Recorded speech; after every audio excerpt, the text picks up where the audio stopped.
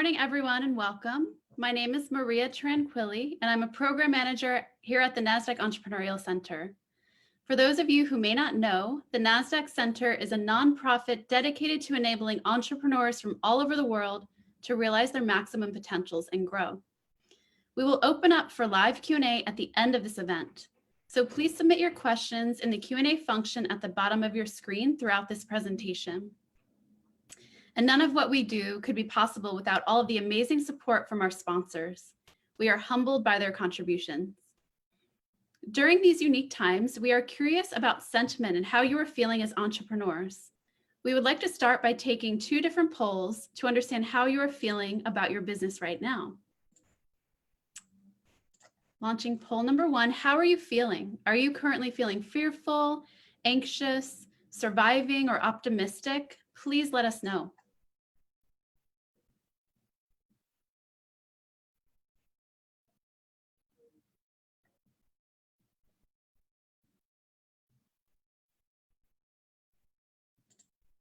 Thank you, everyone. It looks like we are in a pretty close tie. Let's see, surviving at 38%, optimistic at 31%, and anxious at 31%. And we have another question. What is keeping you up at night? Is it finance or sales or marketing? Is it scaling, pivoting, your team, or surviving? We would love to hear.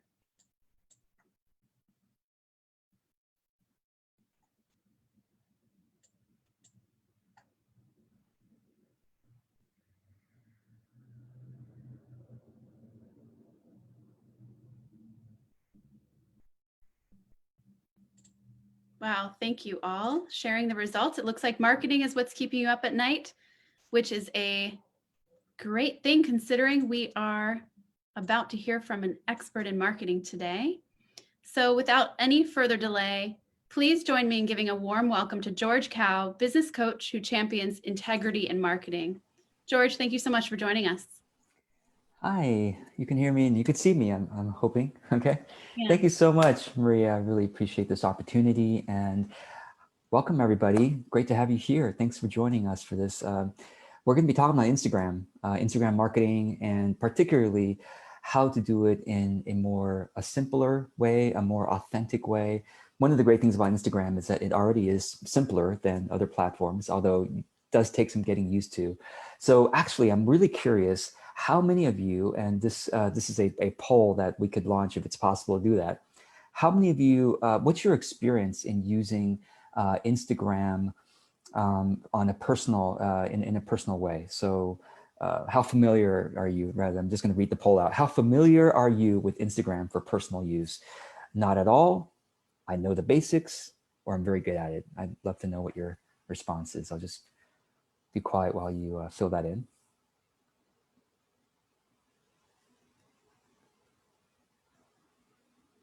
And there's no wrong answer. Some of you might be brand new to Instagram. Maybe you're really confused when you tried it, or maybe you're just a pro and you're just seeing if you could add a few more little tips today. Okay, all right. So it looks like we've got most of the people know the basics, or 63%. A quarter of the people not at all. Welcome. Very good at it, 12%. Great. You can give us some tips yourself. Now, the next question I have for you is, what about for your business? How much have you used Instagram? How often, should I say? How often do you use Instagram for your business? Not yet, occasionally, or almost daily or daily?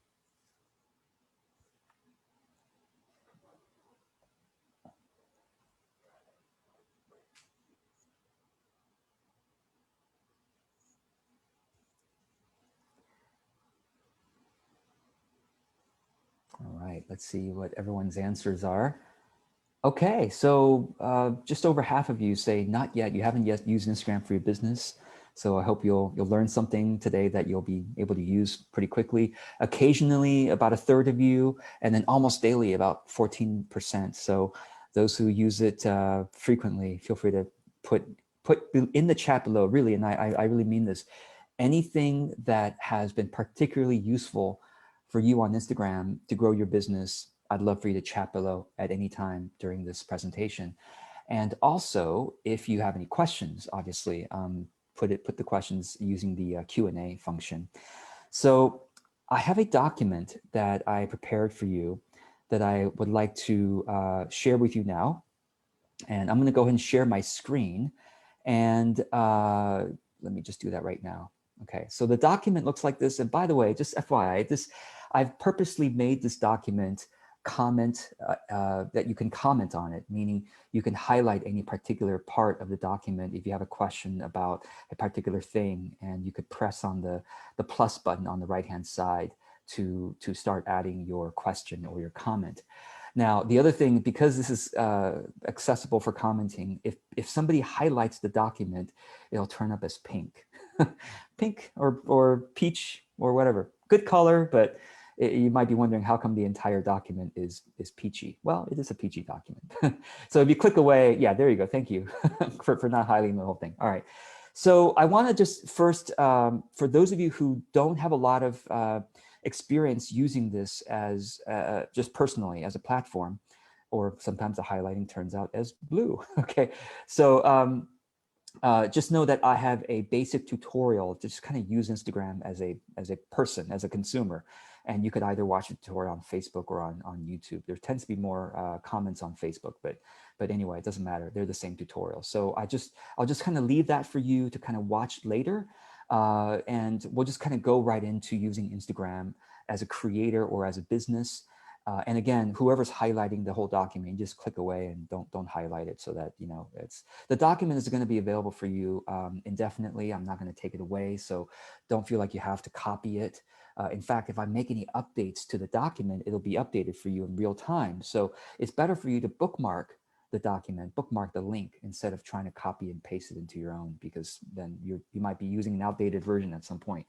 So, all right, so let's talk about Instagram strategy as a creator or as a business. And let me start with what you might typically hear out there as the Instagram strategy. And by the way, I'm not making fun of anybody who's teaching Instagram. I'm just basically saying, listen, I've heard about these strategies. I've read about them. I've tried them myself. And I don't think they are the most, you know, I would call authentic and simple ways to build an Instagram sort of presence. All right. So first of all, you might hear from people that I'm just going to stop the screen share because the document keeps turning different colors depending on who's highlighting it. Right. So the first thing that you might learn elsewhere is, oh, if you go on Instagram, you got to post pretty pictures. The more striking the images, the more beautiful and artistic the images, the more likes you're going to get and the more followers you're going to get. And isn't that what we're all after? More likes and followers? I'm pausing for effect because, well, it's a good question, right? Are we just trying to get more followers and more likes on our things? And maybe, you know, I'd be curious to know what your kind of initial response is to that. Are we simply trying to get more followers and more likes and more comments and more shares? I'll throw those in too, right? Well, I'll keep going here. My answer is no. We're not trying to get more followers or likes or comments or shares unless they are the right followers and the right likers and the right commenters and the right sharers. Because it's actually not hard to get hundreds of likes on any Instagram image. You just post a pretty image, preferably of, you know, a model looking person. So I put myself out of the running right there. You post a pretty image, right? And then you use hashtags like happy and love and popular hashtags that will get you hundreds of likes in no time like that. Is that a good strategy? You'll get lots of followers. Maybe you'll get over the fabled 10K, right? Or at least the initial 10K. But then what happens is you have an audience of people who don't actually care about your products or your services or your real message. And what happens when you have a fake audience on Instagram is that when you start posting your real message, right? Not just your pretty pictures and whatever, but you're actually, you know, posting messages related to your business, the organic reach is going to be so pitiful, because the way the organic reach works on Instagram, and so this is the same as how it works on Facebook as well, is that Instagram will show your image or your video in batches. They first show it to some of your organic audience, meaning people who already follow you. And if they scroll past it, if they don't care about it, right, then Instagram will basically kill it. I mean, in the algorithm, in the newsfeed, they're not going to show it to a lot more people. But if the first batch of people they show it to, good engagement, right? Especially meaningful engagement. If there are comments that are just more than hearts, fire, fire, or whatever, but if there's some meaningful comments or even shares or saves of your Instagram post, then they're going to show it to a lot more of your followers. So in other words, if you're building an Instagram following, that is a fake following, meaning people who don't really, they just like it because you have pretty images and you use popular hashtags. Then when you start using real messages, you're like, how come my organic posts are getting dead, zero reach, unless I post a pretty picture with popular hashtags? Well, now you know.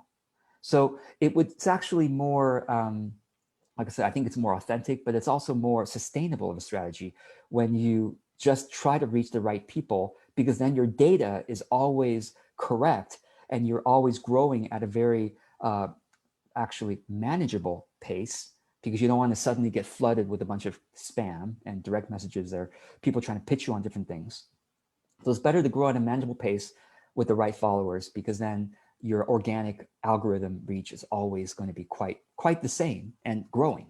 Okay, so that's good. So so posting pretty pictures, especially selfies.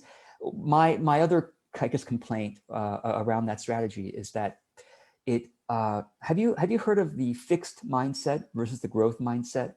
It's from a book called Mindset by Carol Dweck, Stanford researcher. And it's a fantastic book. But the basic idea, I'll just summarize it for you real quick, is that you can either, it reminds me a little bit of that story of the bad wolf and the good wolf inside each of us, right? You can either foster a fixed mindset within yourself or a growth mindset. A fixed mindset is, okay, I only have a certain amount of talent that I was born with, and I have to keep proving my talent and my excellence. Otherwise, I'm going to be irrelevant to people and unloved and unrespected and not have the opportunities, etc. So the fixed mindset is I got to keep proving myself. I got to be perfect. I got to make sure I'm always looking good and make sure everything's always good. I don't want to disappoint anybody, right? The fixed mindset, I'm probably butchering it a little bit, but it's basically like that. Whereas the growth mindset, which you can also nurture within yourself, is basically, hey, there's nothing I can't accomplish if I set my mind and heart to it, if I have enough practice. In other words, thoughtful practice creates growth, right? And so so that's why, like, when people post selfies, I'm like, okay, but you're just emphasizing your fixed mindset subconsciously within yourself. Whereas the growth mindset is really about growth related messages. It's okay to make mistakes, that type of stuff. So that typical strategy, like I said, not good for authenticity, also for sustainability. The typical strategy is use lots of hashtags, hoping to get discovered. I've already said you get discovered by a lot of the wrong people. The third typical strategy is that, on Instagram, it's very easy to get lots of followers. You just go ahead and follow a lot of people, and then they'll get curious about your profile, and they'll come to your profile and they'll follow you back. Some of them will. And then and then after you follow you back, you can unfollow them, so that your ratio is nice and balanced. You follow 100 people, and then after a week, you unfollow the ones who didn't follow you back. It's a very hacky, sort of gimmicky strategy that is being taught out there. And I'm like, you know what? I don't have time. Like, my life purpose isn't about this. Okay, it's like, yeah, it works. Sure, it works. You can follow the people in the audiences that you want to follow you back, and then hopefully, but it's like what happens is you will notice when you go on Instagram that there is a ratio, meaning how many followers do you have versus how many people you're following. Now, it's okay to have more people you're following than are following you, but you'll notice if some people are following thousands of more people than are following them, it doesn't look credible, right? Especially for a business.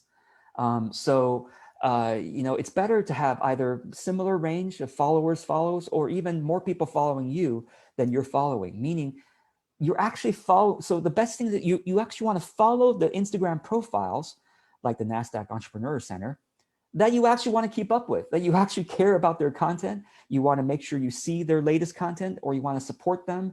It's either a creator or a company or a friend that you want to support, or that you're actually genuinely interested in their updates. Follow them. Don't just follow people because you're hoping they'll follow you back, because then it messes up your ratio and it's just not a good use of time. Okay. All right. Other typical strategies: occasionally post testimonials about your product or service. That is a good thing. I would recommend that. Occasionally post videos. I would recommend that as well. Post stories. Stories are basically 24-hour posts. They disappear from the newsfeed, from the timeline of your followers after 24 hours. They could not, but they're very visible in those 24 hours at the top of the timeline. Post those. I would agree with that, except I'll show you the way that I teach it is different. It's a little bit more sustainable. But typically people post stories with like countdowns and other kind of gimmicks. I'm like, yeah, but I don't know. It just doesn't feel credible to me. Anyway, another strategy is you pay for thousands of dollars for highly produced 1-minute Instagram video ad. And the problem with that is, if you have money to throw away, go for it, right? To experiment with, go for it, try it out. Thousands of bucks is no big deal for you to create a 1-minute, great. But for most of us, we can't afford to experiment like that, because who knows, that 1-minute video ad might really not work or might draw the wrong audience. How do you know? So I really prefer to kind of grow in a very sustainable way. All right, deep breath. And now let's go into what I consider to be a good strategy, especially for authentic content, which I know hopefully many of you, all of you would want to create. Now, I want to also just invite Maria, if you want to interrupt me at any time at all, if there are any questions that you feel are relevant, please interrupt me. And I always like to have a conversation whenever possible. So, all right. So I want to show you my screen again and show you this image here. So basically, this is what I recommend. You nurture the right audience with messages related to your business before you then sell occasionally your products or your services.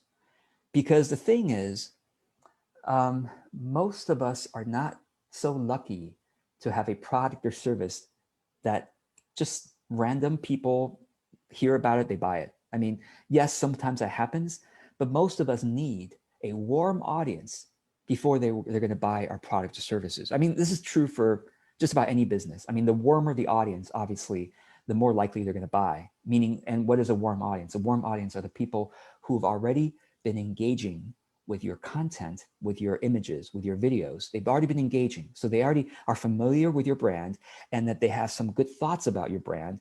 And so once they've been engaging a while, they recognize you, they're familiar with it. And then when you're selling your service or product, they're like, oh yes, I like that brand, that person, that company. And sure, look, they have a new product. How cool, let me check it out, right?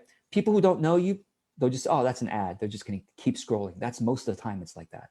So this is why when I run Instagram ads, which I do all the time, the vast majority of my Instagram ad dollars are not to sell my product or service. The vast majority is actually to get new people finding me, the right new people finding me, or to nurture the existing audience. And so like that's 80% of my ad budget. The 20% where I then sell my product services, the ROI becomes 200 to 400%, which means that it more than pays for the, it at least breaks even to that product, because then usually people who buy my thing end up buying other things over time. So the sort of lifetime value is much greater, but at least breaks even for that month. And then if not, 50 to 100% ROI. So nurture with messages, okay, and then occasionally sell. So how can you have the right mindset to nurture your audience with messages? I really encourage you, starting today, to look at the task of content creation, not as, oh, I'm doing this so I can sell stuff, because your audience will sense that too, okay? But instead, well, kind of like what NASDAQ does here. I mean, the content is just to it's really the intention is to serve as many people. Now, not all of us are nonprofits, right? So, but even the for-profit, I'm a for-profit business, but I still look at content as a cause. you might even say, for those who are more spiritually minded, is a ministry. My content is a ministry. I just want to serve people with inspiring or helpful ideas that can better their life, okay, whether or not they ever buy from me. Now, because I come from that mindset and that heart space, what happens, of course, is that the audience can sense it. They can sense my care. And so therefore, of course, trust will be earned. It's so funny. I don't believe trust can be built because that sounds too calculating. You're like, oh, I'm going to build trust so I can sell. No, you earn trust by being authentic and consistent with that authenticity and that generosity. So I really encourage you to think of content as a service in itself. It's like a free service for people who are your potential client, potential customer type, but you don't require any one person to buy from you. You're serving the whole audience, knowing that if you serve them well, your audience is going to grow. And of course, some of them are going to buy from you. So of course, the bigger your audience and the more you care and show them your care, your conversion rate is also going to go up. But that's just a natural byproduct of serving people well. The other thing is that the other ways I think about content is it's also about exploring your perspectives, because as a brand, as a person, as a company, you have perspectives about your industry. You have perspective about what is the right way to serve your customers. What is the right kind of product that your customers need? What is the right way to use your product? I mean, whatever it is, you have perspectives, and you're using content to share those genuine perspectives to say, hey, I hope this is helpful. And hopefully it's not like buy our product first and then you can use this content, but it's more like whether or not you have our product, hopefully here's a tip. Here's a story that will inspire you, or a tip that will help move you forward. So that's really content. You can see more in the document, and you can ask questions in the document if you want to. Okay, so the next part is to reframe selling. Okay, I know a lot of you, you wrote in the poll that marketing and sales keeps you up at night, right? So hopefully with this little reframe, you'll sleep better, and you'll do selling more effectively. Selling to me is really a matter of alignment rather than persuasion. So it's really about, hey, now that I have your attention, now that I have earned your trust with just showing up as my genuine, generous self consistently, I have this thing that in my business, a product or service that I'm really excited about, that I think is a good match for you because of how I've gotten to know you, and I've created this thing or framed this thing as being helpful to you. So is this helpful? Let me know. What do you think about this product or service? So I kind of use selling as a way to like humbly experiment with whether I've got it right. This framing of this product or service, did I get it right? Do you want to buy it? It's very humble. It's not like you better buy it, blah, blah, blah, scarcity, persuasion. No, just, hey, will you buy it? Because what I've learned over 10 years of successful marketing, and many, many times unsuccessful marketing, that's how we learn a lot, is that if the product is the right fit for an audience that trusts you, if the product is the right fit for an audience that trusts you, all you have to do is whisper about the product and you'll get enough sales.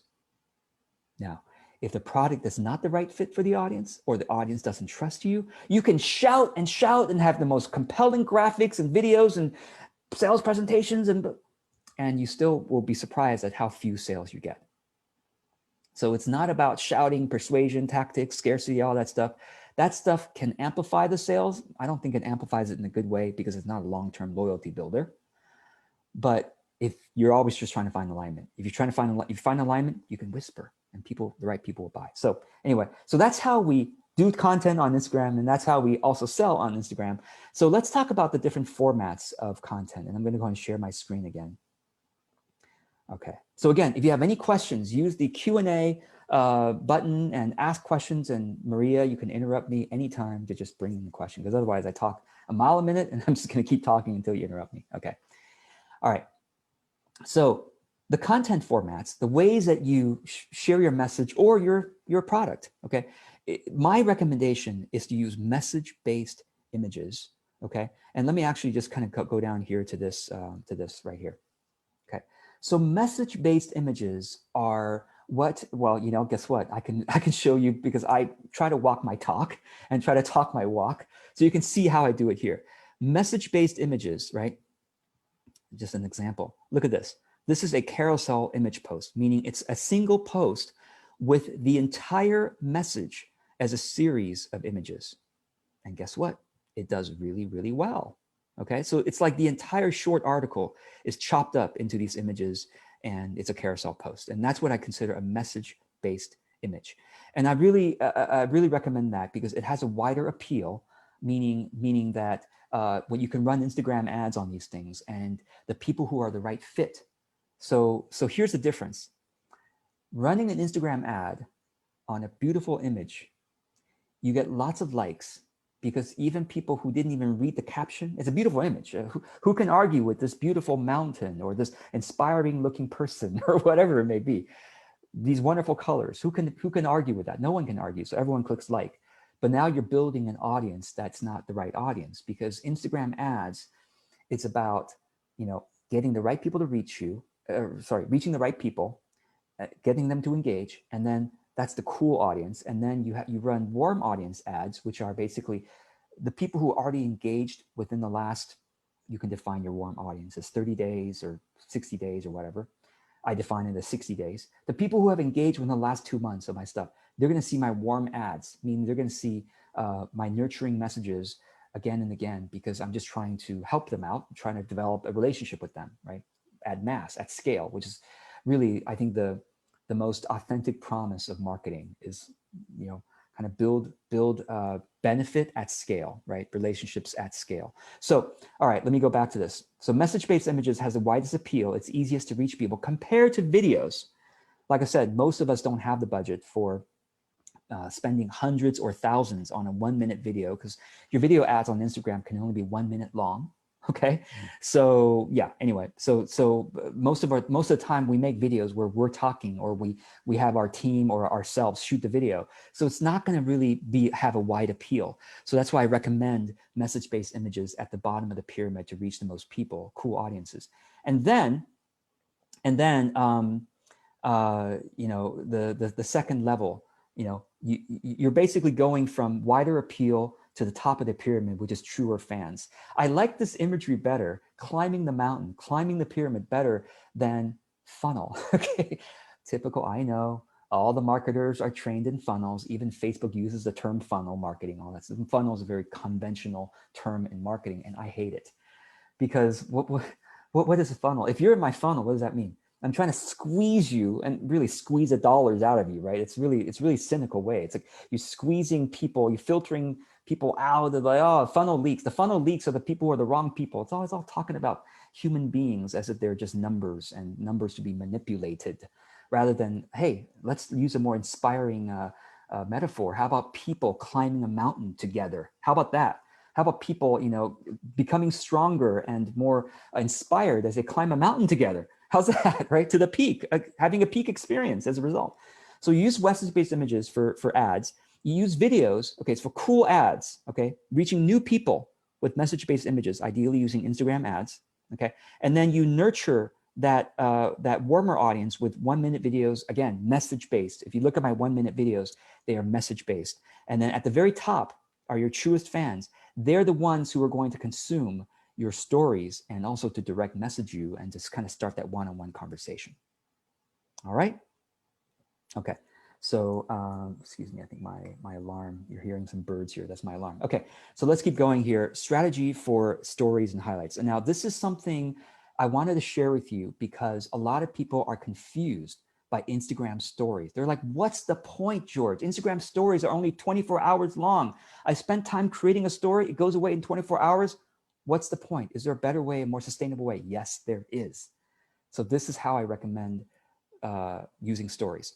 So you first make an IGTV. Now, IGTV is the long format. There are two, and I scroll past this really quick.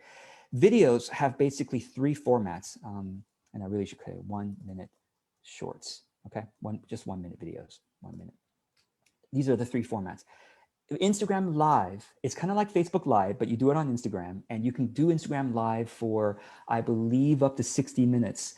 But I would just recommend that whenever you do an Instagram video, just try to keep it under 10 minutes. I think just that's the, what do you call it, the attention span of Instagram viewers. Okay, so up to 10-minute live videos, which can then be automatically, or right after you make a live video, you have the option of posting it as an IGTV. What is IGTV? IGTV is Instagram trying to compete with, like, Twitter videos and YouTube videos and TikTok. Well, now there's Instagram Reels, which is really competing with TikTok. But IGTV is basically Instagram's video platform. IGTV videos can be up to 60 minutes long if you upload it from the desktop, okay, using Creator Studio. But on the phone, I think you can upload up to 15 minutes. Like I said, if you just keep your videos under 10 minutes, your long form videos, you're going to be good. And then there's also a third type of video you can make, which is only 1 minute long. And that kind of video, you can have the entire video show up on your profile. Now you might see, well, George, you make a lot of 1 minute videos. Most of my videos are actually IGTV or Instagram live videos uploaded IGTV, but they only show you, oh, actually on the desktop, you can watch the whole thing. But on a mobile, you can watch for 15 seconds, I believe, before they have a button that says watch on IGTV, and you can continue the video. So most of my videos are IGTV, but I do record 1 minute videos sometimes because I do want to run ads on those at some point. So, okay. So what I recommend is that you make IGTV videos, and whatever IGTV videos of yours does the best, meaning gets the most response, gets the most likes, and let's just say the most likes, okay? Then the best of those videos, you make an Instagram story, okay? You make an IG story, and then with Instagram stories, you can ask them to swipe up, okay? Swipe up to go to an IGTV video. So you can swipe up and they'll instantly be watching that IGTV video that you link to. Now, with Instagram, once you get to 10,000 followers or more, you can actually ask them in a story to swipe up to go to your website, to go to any link on any website. Typically, it's some web page on your site, but you need 10,000 followers for that kind of swipe up story. With those of us, all of us who have less than 10,000, we can ask them to swipe up to watch an IGTV video that you can link to it easily. So that's the strategy, is to create a story, ask them to swipe up to a really good IGTV video, and then you add it as a profile highlight. What is a profile highlight? When you go to my Instagram, you can see this. Profile highlight, look at this. I have these bubbles at the top of an Instagram profile are called highlights. And if you go to any of my highlights, they're basically IG stories that I ask them to swipe up. By the way, I'm on a desktop showing you this, so I don't think I can show you how the swipe up action works. Most people look at Instagram on the phone, so this problem is not going to, most people don't surf Instagram on a computer, they do it on the phone. So if you go to my Instagram profile, you can go to my stories and you can swipe up to watch my IGTV, and these are all different Instagram stories. And so even though Instagram stories typically expire in 24 hours, the great thing is once you add it to your profile highlight, it stays there forever. So it's a truly sustainable story strategy. So it's like you go through all the work of creating something, you might as well have it up there that you're proud of. Okay, so let's keep going on our document here. And also, sometimes you might want to make a story, an Instagram story about why they should click on the link in your bio, who should click on it and why, and that you can also add it to a profile highlight. Anyway, okay, let's keep going here. So how does Facebook and Instagram relate to each other? Because I do use them both for marketing, and I think it's a good idea to market. So basically, I use Instagram to have new and targeted audiences discover me. So I find that Instagram ads is much easier to reach the right people compared to Facebook ads. There are many reasons for this, but that's what I've discovered over the past couple, especially this year. I've been really active with Instagram ads. So this year I'm like, oh my gosh, every time I run an Instagram ad, I reach the best people sooner compared to Facebook ads, really irrelevant people who are relevant to my business. So I like having people discover me and nurturing them via Instagram. And then when they surf Facebook, right, they will also see my Facebook ads, which are further nurturing. And also I do most of my selling on Facebook. Why is that? Because I've noticed that my guess is this is true. You can tell me if you agree or not. When people are on Facebook, they're more patient than they are when they're on Instagram. Or maybe I'll flip that around. When people are on Instagram, they're less patient compared to Facebook, because Facebook, people know, they read articles, right? They watch longer videos. They're engaging. You're often at their computer, sometimes at the phone. But on Instagram, they're there looking at pretty pictures, quick videos, reels, you know, things like that. So what happens is when people engage with your Instagram posts, they are automatically included in what's called your Facebook warm advertising audience, meaning you can now run ads on Facebook to people who engaged with your Instagram posts. So people who use Instagram, a lot of them use Facebook. In fact, Instagram's audience, total audience, is about 40% that of Facebook's audience. So still a lot of people, but chances are a lot of the Instagram users, not all of them, use Facebook as well. So have people discover you via Instagram and then continue nurturing them on Facebook. And then you can sell your product and services on Facebook while they have a little bit more patience to look at stuff, especially they're more likely to be at the computer. So with that, I want to just kind of finish up. If you want to, take my step-by-step videos on how to do all this with a lot of nuances and details and documents, I have a whole Instagram course. Or if you get my Facebook ads course, it comes with the Instagram course, so you can kind of learn both at the same time. But other than that, that's all I've got for you. And now I'm really open to your questions. I don't want to like go too much into just lecturing. So let's do questions. I'm happy to answer as many questions as we have time for. Wow, George, this has been fantastic. We have so many questions, both from the pre-registration and live questions. And I would ask, so everyone, first and foremost, I can say, study what George does. Find George, study what George does, because it will tell you and answer so many of your questions, first and foremost. Second, as we are answering questions, Isis, as you have seen in the chat, she will share a survey link. It will give George feedback about what else you'd like to hear from him, what you'd like to hear from NASDAQ Entrepreneurial Center. Please fill that out while you are listening to Q&A. We have quite a few minutes, almost 20 minutes for Q&A. We have so many questions, so let's get to it. George, first and foremost, thank you so much for sharing all of that content. Yeah, amazing. I hope that helps. Amazing. As an outline anyway. Absolutely. And I see so many people active in the documents and in the chat. So one of the biggest questions that I'm going to put together a few of the questions that I'm seeing here. As an early stage founder who might have multiple products and or a personal and business account, what would be a great strategy? Do we keep our accounts separate, personal business, or separate business accounts for different products? Should we combine these things? Yeah, it's a really great question. So, it's really hard to answer that without seeing the person's situation and looking at the accounts. Of course, I like to keep things simple. So I just have one Instagram account. I don't really post personal things there. But if you, so here's like kind of, there's two aspects to this question. One is the consumption of Instagram, right? Like if you're following friends and you have your own personal interests and you're following, it's okay to be liking from any profile. I mean, as long as it's not, too obscene or inappropriate, people won't see, well, this company liked this. That's kind of weird.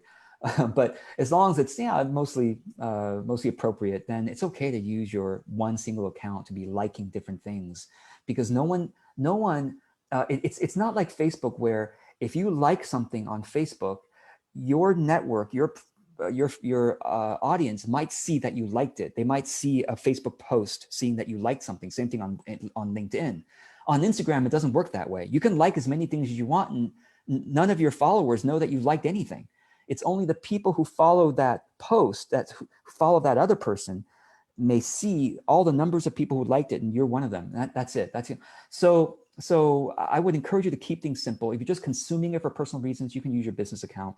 By the way, if you have a personal Instagram account, you can easily transition it with a few clicks to a business account. And you kind of have to do that if you want to start running Instagram ads. If in the question of whether you want to post personal things, here's the thing. Instagram stories is a really great feature to kind of reach your personal friends and family without, without posting it publicly for everyone. So you could still use that one account, but when you want to share like, oh, something about your kids or something about your personal life, just create an Instagram story, a quick video or whatever. And when you say send to, there's a category called close friends. So on Instagram, you can organize your close friend. You can organize a category called close friends, just your personal, people that you just want to see the most personal stories. And when you share stories, share it to just those close friends, and only they will see it when they serve Instagram, at least in the 24-hour time period. And then, so that's like the simplest way. But if you are very active personally and on business, then of course you have to have 2 accounts, and then you have to complicate things a little bit there. But in terms of whether or not a business should have multiple accounts for multiple product lines, I guess if you're Procter and Gamble, like very different product lines, sure. But I think most of us, the product lines aren't that different. I mean, the audience is more or less the same. So I would just try to, like I said, keep it as simple as possible. But there are cases where it makes sense. Wonderful. Thank you, George. So in a similar vein, how do we balance, or what percentages might we balance telling a story versus selling directly about our product on Instagram? So let's say we have a video that we are recording and we are talking about ourselves as the founder or as an entrepreneur. What is what is a good balance that we can achieve between selling and explaining? Right. Yeah, no, it's great. The 80-20 rule is really handy here. I mean, really, if you just say about 80% of the time, about 4 out of 5 posts are, serving the audience with some helpful or inspiring or entertaining content. So it could be, again, helpful and, basically helpful or entertaining. Okay. 80% of your posts, and then 20% can be selling something. I think that's perfectly acceptable. Yeah. Wonderful. Thank you. So we have a question from Sam. George said 20% of his ad budget is focused on driving sales and that he sees between 200 and 400% ROI at times. Is that ROI calculated based on the 20% of ads focused on sales, or is it the 100%, including 80% not focused on sales? Oh, I love that question. Thank you. Yes. A math person here. It is based on just the 20%. Well, actually, no, I have to take it back. It depends on which month and how I calculate it.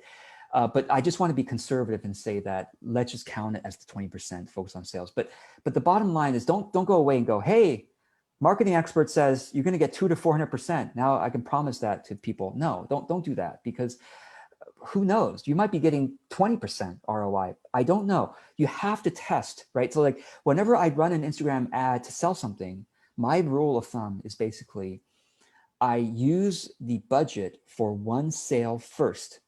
So at least I break even. And if I'm breaking even, then I'm like, okay, well, at least I broke even. I'm going to up the budget. And now it's going to be, if a product is $50, let's say, okay, I'm going to do a $50, campaign, or maybe 2 $25 campaigns.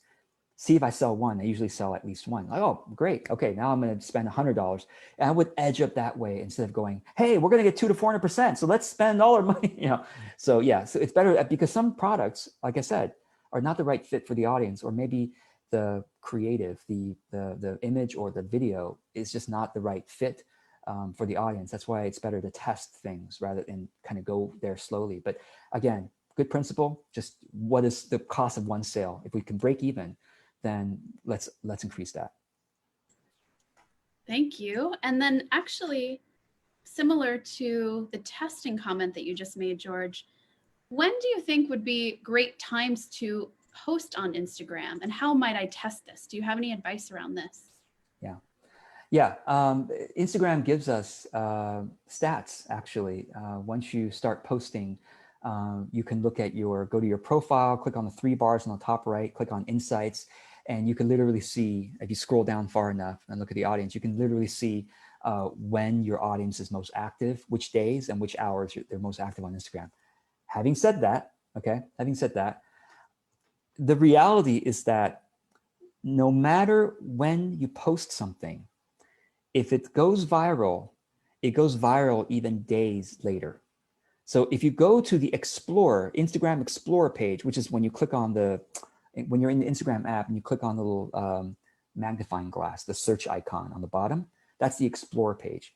You'll notice that some of the posts, if you keep clicking through, some of these are days old, okay? So like, how can it be days old? So does that mean there's no ideal time and place? Because that person could have posted that at 3 a.m. 5 days ago, and it's still showing up on Explore, or it's showing up on your timeline as you're scrolling.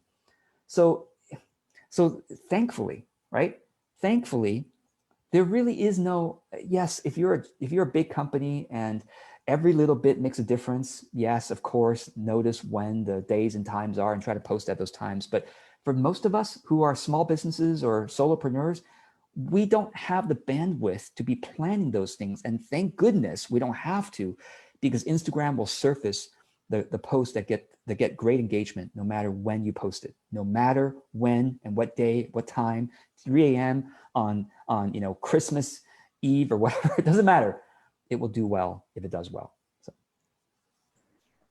Thank you, George. We have a few questions around how are you designing some of the visuals for your Insta ads? I'm curious if you have any recommendations on platforms.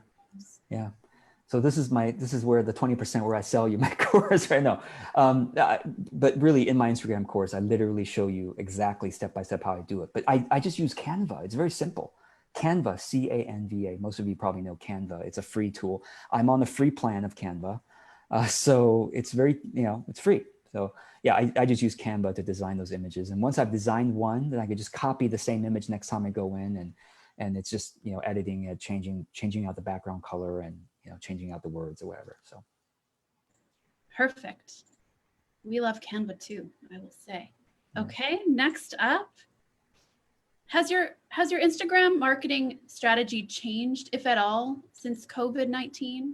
And if so, how has it changed? Yeah, I think honestly, the biggest change since COVID-19 I've noticed, not just on Instagram, but on all platforms, is that there is a lot more attention now. Like my videos, because I do video as well. And by the way, while I'm speaking, I'd love for you to vote on this third poll, okay? The poll is, and I'm trying to remember the exact question of the poll, but something like, there you go, thank you, Isis. How often do you speak or teach on video? How often do you speak or teach using video? Not yet, number one, or second is occasionally, or third is consistently. And I'm just curious what your practice is, because it's very useful to nurture warm audiences using video. So yeah, my videos have gotten something like 50%. I looked at the stats. It's somewhere between a third and 50% higher watch time. So people are watching my videos longer, and very importantly, the ads is much cheaper than before COVID happened. So up to now, up to February, March of 2020, the Facebook, Instagram ads have been consistently increasing over the years, and then suddenly, just like with the stock market, dramatic drop so it's much cheaper for us now to run Instagram and Facebook ads. You can reach a lot more people at cheaper than you could last year. But unlike the stock market, it hasn't recovered. Well, it has recovered a little bit, but it's still cheaper to run Instagram or Facebook ads today than it was in 2019. So I would say go for it. You should do it, because otherwise it's one of the best uses of your advertising money. And George, to that point, we have a lot of questions about consistency, what you might consider to be consistent. If you have recommendations around, the number of times to post. I know you've already answered when a good time might be to post, but consistency seems to be a topic that keeps coming up. That's great. Thank you. So the simplest principle, thank goodness, is up to once a day, post on Instagram, whether it's an image post or a video. And that's how you'll see me do it. I don't do it every single day. I don't do it 7 days a week. I, basically do it Monday, Tuesdays, sometimes Wednesdays, but Monday, Tuesdays, Thursday, Fridays. It's just my content rhythm. It's not necessarily those are the best days, because your audience might be surfing it more on Sundays or Saturdays. So, but like I said, it doesn't matter if a piece of content is the right fit for the audience. They're going to see it whenever they log in. They're going to see your post, even if it's from 5 days ago. So my suggestion is, listen, with consistency of content, it's really about getting to a stable rhythm and then going farther from there. So maybe you would be creating on one day, drafting something on one day, and then the next day you edit and post it. And that's a really good rhythm. So then maybe you post something every other day, and that might be a good place to start. If you are very, very busy, maybe you only do one post a week, and you just, on a Wednesday evening, you draft something, and on a Saturday you post it, whatever it may be. But I think once a week is a really a good bare minimum, and then try to get up to once a day. And if you've gotten once a day, you should just relax and go do something else. So. Thank you, George. We have a question from Aya. How to make my content more discoverable? I think you may have answered this, and how to think about creating hashtags on Instagram. Yeah, it's so great. So we're right on, because I was just thinking I haven't talked enough about hashtags yet. So thank you for that question. So yeah, hashtags are the most common way to get things discovered. The problem with hashtags is that most people use popular ones, than ones that are not really very well niched for them. And so hashtag love, hashtag happy, hashtag, go get it. I don't know, whatever. I don't even know the most popular ones because I don't use them. And then they get, look, George, I got hundreds of likes on this post. Use hashtags. How come you don't use hashtags, George? Well, I said it at the beginning of this presentation. Hashtags will get you the wrong followers. And then now when you're doing Instagram warm audience ads, you have to spend more money reaching the wrong people. And then your organic posts are not getting, the ones that are related to your business are not getting the right kind of engagement. And you're like devastated. How come only when I post myself in a beautiful style and using great hashtags, then I get, no, it's really silly, the whole hashtag thing. So it's not silly. In my Instagram course, I actually teach you how to test hashtags one at a time so that you can do it more thoughtfully. I teach that, but I also teach the fact that I don't use hashtags because time management wise, I think for those of us who have a budget for advertising, and when I say budget, I don't mean $500 a month or $5,000 a month, start with $30 a month. If you could spend $30, okay, $30 a month on advertising for Instagram, you're going to be reaching 3,000 targeted people per month, or 1,000 people 3 times. Targeted people per month, $30. When you try to reach 3,000 targeted people using hashtags per month, God, you're going to be doing a whole lot of work, and you're going to be also reaching a lot of the wrong people. So I'm just saying, listen, for time management, why don't we just run Instagram ads? Why are we working so damn hard on hashtags and making it look spammy also? Because hashtags look spammy, right? Most people use a bunch of them and they don't put it in the first comment, they put it right in their caption, which is another thing. It's like, if you're going to use hashtags, put it in the first comment, not in the caption, not in the written caption itself. But long story short, save time, use IG ads rather than hashtags. So, but hashtags, however, I think are good for connecting with colleagues, with potential collaborators. You can search the hashtag on Instagram and see if you kind of, any posts you feel like a good energy, that company, that brand, that person might be good to collaborate with. Maybe then you can interview each other on Instagram Live, Instagram Live. You can interview, you can invite people and have like a top and bottom person, and you can interview people. So hashtags could be a great community. I think of hashtags as a community of people to interact with, rather than trying to edge yourself. Oh, look at me, look at me. That's what everyone does hashtags for. Oh, look at me, look at me. But yeah, you could do that, or you could just use ads, but much more efficient. So much strategy, George. Oh my goodness. So fantastic.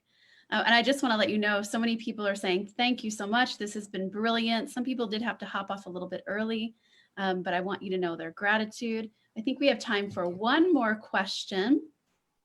Someone has a very specific question about Reels and how to use and win on this. My understanding is that with any platform in general, it is algorithmed to highlight new features. Any suggestions on how to win with Reels?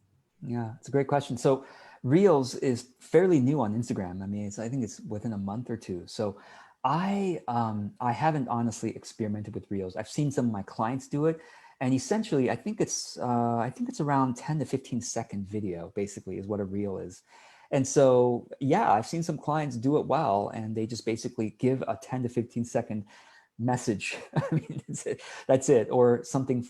Like I said, you could make Reels they're trying to compete with TikTok, right? So it's usually like dance videos or like some really funny thing or cool thing or something like that. So for those of us who are more like message based, want to get a message across, you have 10, 15 seconds to kind of inspirational message. You should give it a try because yes, because it's new, they are highlighting that in the Instagram Explore tab, and they're trying to highlight that more in the algorithm. So yeah, you could do it.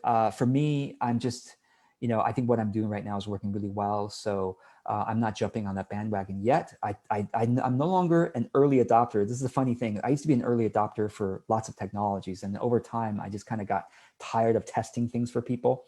So I said, no, I'm just going to use things that are going to be around for a long time.